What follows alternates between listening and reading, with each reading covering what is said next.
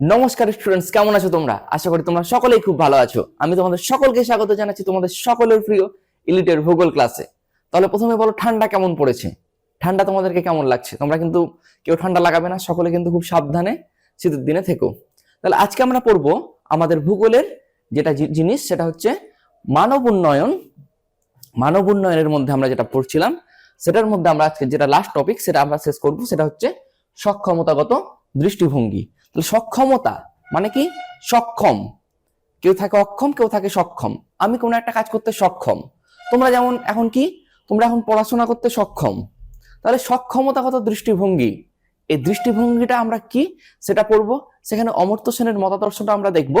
তাহলে চলো আজকের ক্লাসটা আমরা শুরু করি। হেই, এলিট্যাপে উচ্চ মাধ্যমিকের প্রতিটি সেমিস্টারে পড়াশোনা হবে আরো সহজ, কারণ সেখানে তুমি মাত্র 10 টাকায় পেয়ে যাবে বাংলা, ইংরেজি সহ আর্টস এবং সায়েন্সের সমস্ত বিষয়ের একটি চ্যাপ্টারের ভিডিও লেকচার, সাজেশন ভিত্তিক নোটস এবং সাজেশন ভিত্তিক প্রশ্নোত্তর। সেখানে ক্লাস 12 এর ছাত্রছাত্রীদের জন্য থাকছে 400টির বেশি ভিডিও লেকচার, 600টির বেশি পিডিএফ নোটস এবং প্রতিটি টপিক বা চ্যাপ্টার থেকে সাজেশন ভিত্তিক প্রশ্নোত্তর, সাথে প্রতিটি বিষয়ের বেস্ট টিচার্স এবং টিচারদের সাথে সরাসরি চ্যাট করে তোমরা তোমাদের ডাউট ক্লিয়ার করতে পারবে। এই কোর্সে তোমরা 6 মাসের জন্য এত কিছু পেয়ে যাচ্ছ, যার মূল্য মাত্র 10 টাকা প্রতি চ্যাপ্টার। তাহলে আর দেরি নয়, এখনই এলিট অ্যাপ ডাউনলোড করো এবং পড়াশোনা শুরু করে দাও। তাহলে প্রথম হচ্ছে সক্ষমতা। আমি যে বললাম সক্ষম, ধরো আমাদের কারো শরীর খারাপ হলো, আমরা কিন্তু কোনো একটা কাজ করতে পারি না। এবার আমাদের ধরো শরীর সুস্থ আছে, আমরা তখন সেই কাজটা করতে পারি, তখন আমরা কি হই? আমরা সেই কাজটা করতে সক্ষম হই। তাহলে সক্ষমতাগত দৃষ্টিভঙ্গি, ভূগোলে সক্ষমতাগত দৃষ্টিভঙ্গিটা কি? মানব উন্নয়নের যে দৃষ্টিভঙ্গিতে মানুষের উন্নয়নের জন্য আয় বা বস্তুগত সম্পদ বৃদ্ধি করার পরিবর্তে তাদের সক্ষমতা বৃদ্ধি করার উপর বিশেষভাবে নজর দেয়া হয়। অর্থাৎ কি বলছে, যখন আয়ের পরিবর্তে মানুষের কিসের ওপর? মানুষের সক্ষমতা কিভাবে বৃদ্ধি পাবে, সে সক্ষমতা বৃদ্ধির ওপর যখন নজর দেয়া হয়, তখন তাকে আমরা বলছি সক্ষমতাগত দৃষ্টিভঙ্গি। যেমন ধরো কেউ শিক্ষিত হওয়ার জন্য চেষ্টা করছে, হ্যাঁ, বা শিক্ষিত হওয়া, এটা হচ্ছে একটা সক্ষমতাগত দৃষ্টিভঙ্গির উদাহরণের মধ্যে পড়ছে। ওকে, তাহলে কি, যখন আয় বা বস্তুগত সম্পদের পরিবর্তে আয় বা বস্তুগত সম্পদ বৃদ্ধি করার পরিবর্তে কি করা হচ্ছে? আয় বা বস্তুগত সম্পদ বৃদ্ধি করার পরিবর্তে যখন সক্ষমতা কিভাবে বৃদ্ধি পাবে সেটার উপর বিশেষভাবে নজর দেওয়া হয়, সেটাকে বলছে সক্ষমতাগত দৃষ্টিভঙ্গি। নেক্সট হচ্ছে, এবার আমরা দেখব অমর্ত্য সেনের সক্ষমতাগত দৃষ্টিভঙ্গির মূল ধারণা। অর্থাৎ নোবেল জয়ী অর্থনীতিবিদ অমর্ত্য সেন তিনি কি বলেছিলেন আমরা সকলেই জানি। অমর্ত্য সেন তিনি কিভাবে তার সক্ষমতাগত দৃষ্টিভঙ্গিটা প্রেজেন্ট করেন সেটা আমরা জানবো। তাহলে অমর্ত্য সেন বলেন, মানব উন্নয়নকে শুধুমাত্র আয় বা সম্পদ ভোগের পরিমাণ না করা, বরং মানুষ কি পারে, অর্থাৎ মানুষ কি করতে পারছে, মানুষের সক্ষমতাটা কি, মানুষের সক্ষমতা কতটা, তারা বাস্তবে কতটা কি করতে পারছে, সেটার উপর বিশেষভাবে নজর দেওয়া হয়। অর্থাৎ তিনি বলতে চেয়েছেন সক্ষমতাগত দৃষ্টিভঙ্গিতে যে শুধুমাত্র আয়কে বা কোনো একটা সম্পদকে বা ইনকামকে সেটার উপর গুরুত্ব না দিয়ে মানুষ কি করতে পারে সেটার উপর গুরুত্ব দেওয়া। অর্থাৎ মানুষ কি করতে পারছে, মানুষ বাস্তবে কতটা কি করতে পারে সেটার উপর গুরুত্ব দেওয়া। মানুষ কি করতে পারে অর্থাৎ মানুষের সক্ষমতা কতটা, মানুষ কি করতে পারছে, মানুষের সক্ষমতা কতটা। যেমন তোমরা এখন পড়াশোনা করছো, তোমরা উচ্চ মাধ্যমিক দেবে, তোমরা উচ্চ মাধ্যমিক দেওয়ার পরে অনেকে ভালো রেজাল্ট করবে, তাহলে তোমাদের সক্ষমতাটা কিন্তু প্রকাশিত হবে কখন? খাতাতে যখন তোমরা উত্তর লিখবে, ভালো রেজাল্ট করবে, তখন তোমাদের সক্ষমতাটা আমরা দেখতে পাবো। তাহলে একটা কথা এখানে যেটা অমর্ত্য সেন বলেছেন, যে মানুষের যখন কি আমরা মানব উন্নয়নকে শুধুমাত্র তিনি সম্পদ বা ভোগের পরিবর্তে পরিমাপ না করে মানুষ কি করতে পারে, মানুষের সক্ষমতা কতটা, তারা বাস্তবে কতটা কি করতে পারছে, তাদের কার্যকারিতা কতটা, তার নিরিখে মূল্যায়ন করা উচিত। অর্থাৎ অমর্ত্য সেন বলছেন যে মানুষের সক্ষমতা কতটা, মানুষ বাস্তবে কতটা কি করতে পারছে, তাদের কার্যকারিতা কতটা, তার নিরিখে মূল্যায়ন করা উচিত। নেক্সট হচ্ছে, অমর্ত্য সেনের মতে মানুষের উন্নয়নের হার প্রকৃত স্বাধীনতা এবং সুযোগের ভিত্তিতে মূল্যায়ন করা উচিত। অর্থাৎ অমর্ত্য সেন বলেছেন যে মানুষের উন্নয়নের হার, মানুষের যে উন্নয়ন হচ্ছে, হিউম্যান যে ডেভেলপ হচ্ছে, আমরা পড়ছি মানব উন্নয়ন, তাহলে এখানে মানুষের উন্নয়ন সেই মানুষের উন্নয়নের পরিমাপটা প্রকৃত স্বাধীনতা, অর্থাৎ মানুষ কতটা কি করতে পারছে, তার বাস্তব স্বাধীনতা কতটা, তার স্বাধীনতার হার কতটা, সে কতটা কি করতে পারছে, হ্যাঁ, তার এবং সে কতটা সুযোগ পাচ্ছে বাস্তবে, তার উপর সেই ভিত্তিতে মূল্যায়ন করা উচিত। তিনি বলেন টাকা পয়সা বা বস্তুগত সম্পদ হলো কেবলমাত্র মাধ্যম, অর্থাৎ টাকা পয়সা যেটা আমাদের মানি বলি আমরা, বা আমরা যে টাকা পয়সাটা ইনকাম করি, সেই টাকা পয়সা বা বস্তুগত সম্পদ, টাকা পয়সার পাশাপাশি বস্তুগত সম্পদটা কি, ওটা একটা মিডিয়াম, একটা কেবল মাধ্যম। মানুষের আসল লক্ষ্য হলো এমন জীবনযাপনের স্বাধীনতা যা তারা তাদের জীবন ধারণের জন্য অতি মূল্যবান বলে মেনে নিতে পারে। অর্থাৎ মানুষের আসল লক্ষ্য হলো এমন জীবন ধারণের স্বাধীনতা যা তারা তাদের জীবন ধারণের জন্য অতি মূল্যবান বলে মেনে নিতে পারে। অর্থাৎ এমন লক্ষ্য হবে তাদের জীবনযাত্রার মান যেটা তাদের পক্ষে মূল্যবান বলে মনে হতে পারে। ঠিক আছে, ক্লিয়ার হয়েছে একটু? আচ্ছা, তাহলে পরীক্ষাতে যদি 2 নম্বরের জন্য প্রশ্ন আসে যে সক্ষমতাগত দৃষ্টিভঙ্গিতে অমর্ত্য সেনের মূল ধারণাটি আলোচনা করো, তাহলে তোমরা কিন্তু এরকম ভাবে লিখে দেবে। নোবেলজয়ী অর্থনীতি অমর্ত্য সেনের একটু পরিচয় দেবে, তারপরে তোমরা এরকম ভাবে এগুলো লিখে নেবে। যারা ক্লাসটা দেখছো তারা কিন্তু এখনই লিখে নেওয়ার চেষ্টা করো, ঠিক আছে? তাহলে তোমাদের সুবিধা হবে। নেক্সট হচ্ছে সক্ষমতাগত দৃষ্টিভঙ্গির মূল ধারণা। সক্ষমতাগত দৃষ্টিভঙ্গিতে 4টি মূল ধারণা রয়েছে, সেগুলো কি কি? সক্ষমতা, কার্যকারিতা, রূপান্তরকারী উপাদান, একটা হচ্ছে সংস্থা। তাহলে এবার আমরা এক এক করে এই জিনিসগুলো জানবো। তাহলে প্রথমে হচ্ছে ক্যাপাবিলিটিস, অর্থাৎ সক্ষমতা। সক্ষম, আমি এই কাজটি করতে সক্ষম, আমি পরীক্ষায় পাস করব, এটা আমার একটা সক্ষমতা, আমার মধ্যে একটা সক্ষমতা এসছে, বা আমি পরীক্ষায় পাস করতে সক্ষম। তাহলে সক্ষমতা জিনিসটা কি? সক্ষমতা বলতে বোঝাচ্ছে সেই সমস্ত কাজ বা অবস্থা যে একজন ব্যক্তি যদি চায় তবে তা অর্জন করতে পারে। সক্ষমতার কারণে মানুষ বিভিন্ন ধরনের কার্য সম্পাদন করে বিভিন্ন পন্থা অবলম্বন করে উচ্চমানের জীবন শৈলী উপভোগ করতে পারে। অর্থাৎ সক্ষমতার কারণে মানুষ বিভিন্ন ধরনের কাজ করে বিভিন্ন পন্থা, মানে কিভাবে সে কাজটা করবে সেই বিভিন্ন পন্থা অবলম্বনের মাধ্যমে উচ্চমানের জীবন লাইফস্টাইল উপভোগ করতে পারে। সক্ষমতা কার্যকারিতা অর্জনের জন্য ব্যক্তির কাছে থাকা প্রকৃত সুযোগ। অর্থাৎ সক্ষমতাটা কি? সক্ষমতা হচ্ছে কার্যকারিতা অর্জনের জন্য ব্যক্তির কাছে থাকা একটা প্রকৃত সুযোগ।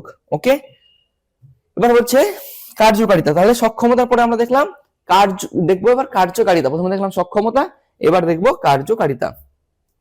ব্যক্তি যখন তার সক্ষমতা ব্যবহার করে কোনো কিছু অর্জন করে, কোনো অবস্থায় উপনীত হয়, তখন তাকে বলছে কার্যকারিতা। কার্যকারিতার উদাহরণ কি? যেমন শিক্ষিত হওয়া, তোমরা পড়াশোনা করছো, শিক্ষিত হচ্ছ, বা কোনো একটা পেশায় নিযুক্ত হবে পরবর্তীকালে শিক্ষিত হওয়ার পর, তাহলে এটা কি? এটা একটা হচ্ছে কার্যকারিতা। কার্যকারিতা বলতে বোঝাচ্ছে যখন কোনো মানুষ তার সক্ষমতা ব্যবহার করে কোনো কিছু অর্জন করে বা কোনো একটা অবস্থায় পৌঁছায়। যেমন তোমরা উচ্চ মাধ্যমিক দেবে, তোমরা 4th সেমিস্টারে পড়ছো, তোমরা ভালো রেজাল্ট করবে, তাহলে তোমরা একটা অবস্থায় পৌঁছাবে। তোমরা কোন অবস্থায় পৌঁছাবে?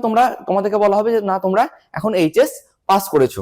ওকে, তাহলে কোন অবস্থায় উপনীত হয় তখন তাকে কার্যকারিতা বলে। নেক্সট হচ্ছে রূপান্তরকারী উপাদান, কনভার্সন এফেক্ট। সেগুলো কি কি? ব্যক্তি যখন ব্যক্তিগত, সামাজিক, রাজনৈতিক, শারীরিক প্রতিবন্ধকতা, লিঙ্গ বৈষম্য, সামাজিক রীতিনীতি, পরিবেশগত শর্তাবলী দ্বারা সম্পদকে কার্যকারীভাবে কাজে লাগিয়ে উন্নয়ন করতে পারে। অর্থাৎ মানুষ যখন তার ব্যক্তিগত, সামাজিক, লিঙ্গ বৈষম্য, সামাজিক রীতিনীতি, পরিবেশের বিভিন্ন শর্তাবলীর দ্বারা কোনো কিছুকে কি করতে পারে? সম্পদকে কার্যকারীভাবে কাজে লাগিয়ে উন্নয়ন করতে পারে। মানে ধরো কোনো একটা সম্পদ পড়ে আছে, সেই সম্পদকে কিভাবে কাজে ব্যবহার করছে, যেমন কয়লা খনি থেকে মানুষ কয়লা তুলছে, হ্যাঁ, কিভাবে সেই জিনিসটাকে কাজে লাগাচ্ছে, কিভাবে কি কি পন্থা অবলম্বন করছে, সেগুলোকে বিভিন্ন কার্যকরীভাবে কাজে লাগিয়ে উন্নয়ন করাকে বলে রূপান্তরকারী উপাদান। অর্থাৎ রূপান্তরকারী উপাদান বলতে কি বোঝাচ্ছে? মানুষ যখন তার ব্যক্তিগত, সামাজিক রীতিনীতি, পরিবেশের শর্তাবলী, লিঙ্গ বৈষম্য প্রভৃতির দ্বারা সম্পদকে কার্যকারীভাবে কাজে লাগাচ্ছে, কোনো একটা সম্পদকে কাজে লাগিয়ে উন্নয়ন ঘটাচ্ছে, তখন তাকে আমরা বলছি রূপান্তরকারী উপাদান। মানে সম্পদকে আমরা যখন কাজে লাগিয়ে উন্নয়ন ঘটাচ্ছি, যেমন কয়লার উদাহরণটা দিলাম, কয়লা থেকে মানুষ তাপ বিদ্যুৎ কেন্দ্রে তাপ শক্তি উৎপাদন করতে পারছে, এরকম জাস্ট বিষয়গুলো।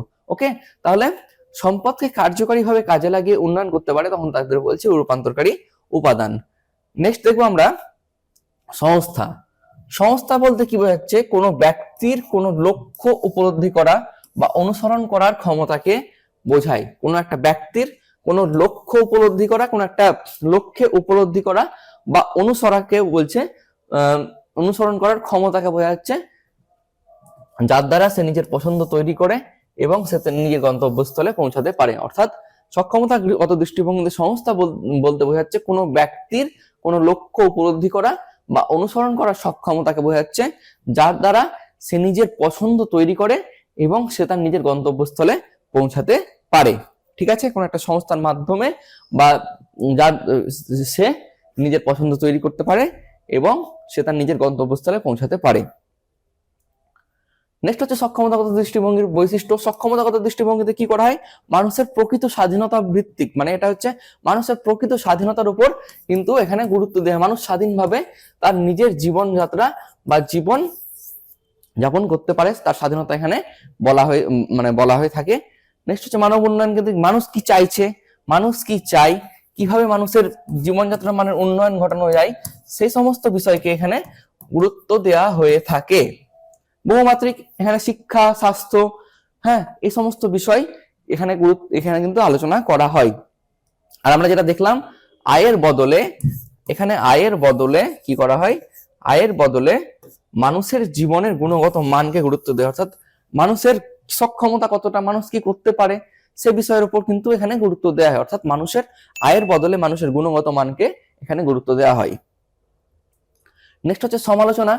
এটা কিন্তু পরিমাপ করা খুবই জটিল, কেননা আমরা মানুষ কি চাই, মানুষের কি এই প্রয়োজন রয়েছে, সে সমস্ত বিষয় নির্ণয় করা এখানে কিন্তু জটিল। তার পাশাপাশি আর একটা জিনিস কি, যেটা খুব বৃহৎ বড় রাষ্ট্র, প্রচুর বড় দেশ, সেই দেশে কিন্তু সে সক্ষমতাগত দৃষ্টিভঙ্গি বা এগুলো কিন্তু অ্যাপ্লিকেবল করা একটু কঠিন হয়ে পড়ে। কেননা যত বড় দেশ তত বেশি জনসংখ্যা, হ্যাঁ, তাহলে বৃহৎ রাষ্ট্রের পক্ষে এটা একটু নির্ণয় করা বা কার্যকারী করা একটু জটিল প্রক্রিয়া হয়ে পড়ে। ঠিক আছে স্টুডেন্টস, আমরা পড়লাম সক্ষমতাগত দৃষ্টিভঙ্গি। তাহলে সক্ষমতাগত দৃষ্টিভঙ্গিতে আমরা কি কি দেখলাম? আমরা চলো একবার সহজে দেখিনি সক্ষমতাগত দৃষ্টিভঙ্গি কাকে বলে, সেটা আমরা দেখলাম। তারপরে দেখলাম আমরা কি সক্ষমতাগত দৃষ্টিভঙ্গিতে অমর্ত্য সেনের মতাদর্শ কি, তিনি কি বলছেন?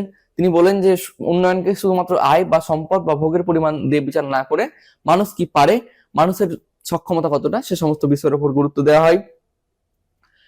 তারপরে হচ্ছে তিনি আর বলেন যে টাকা পয়সা বা বস্তুগত সম্পদ হলো কেবলমাত্র মাধ্যম, মানুষের আসল লক্ষ্য হলো জীবনযাপনের স্বাধীনতা, যা তারা জীবন ধারণের জন্য অতি মূল্যবান বলে মেনে নিতে পারে। নেক্সট সক্ষমতাগত আমরা দেখলাম 4টা দৃষ্টিভঙ্গি দেখলাম, যেখানে দেখলাম আমরা সক্ষমতা কি, হ্যাঁ, সক্ষমতার পরে আমরা আলোচনা করলাম কার্যকারিতা। কার্যকারিতা বলতে কোনো কিছু অর্জন করে কোনো অবস্থায় উপনীত হওয়াকে বোঝায় কার্যকারিতা।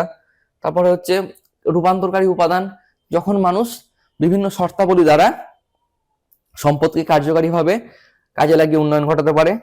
নেক্সট হচ্ছে এজেন্সি, হ্যাঁ, যার মাধ্যমে কোনো ব্যক্তি নিজের পছন্দ তৈরি করে এবং সে তার নিজের গন্তব্যস্থলে পৌঁছাতে পারে, সেটা। নেক্সট সক্ষমতাগত দৃষ্টিভঙ্গি 4টে আমরা বৈশিষ্ট্য দেখলাম, যেখানে আমরা বললাম প্রকৃত স্বাধীনতা কি। প্রকৃত স্বাধীনতা, এটা এখানে মানুষের স্বাধীনতার উপর বিশেষ গুরুত্ব দেওয়া হয়। মানব উন্নয়ন কেন্দ্রিক, বহুমাত্রিক। তারপরে এখানে মানুষের আয়ের বদলে, ইনকামের পরিবর্তে মানুষের জীবনযাপনের গুণগত মানকে এখানে বিচার করা হয়ে থাকে। নেক্সট আমরা দেখলাম সমালোচনা। এটা পরিমাপ করা অনেকটা জটিল প্রক্রিয়া হয়ে পড়ে। তার পাশাপাশি বৃহৎ যেটা বড় রাষ্ট্র, সেই বড় রাষ্ট্রের পক্ষে এটা নির্ণয় করা অনেকটা জটিল প্রক্রিয়া হয়ে পড়ে।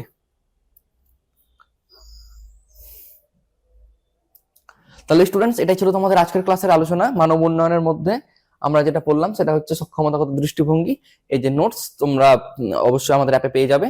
আর যারা ক্লাসটা দেখেছো, যারা ক্লাসটা করতে করতে নোট ডাউন গুলো করে নিয়েছো, তাদেরকে অসংখ্য ধন্যবাদ। তোমাদের ওখান থেকে কিন্তু তোমরা পড়াশোনাটা করো, দেখবে তোমাদের জিনিসগুলোতে কোনো অসুবিধা হবে না। আর অসুবিধা হলে আমাকে মেসেজের মাধ্যমে জানাবে।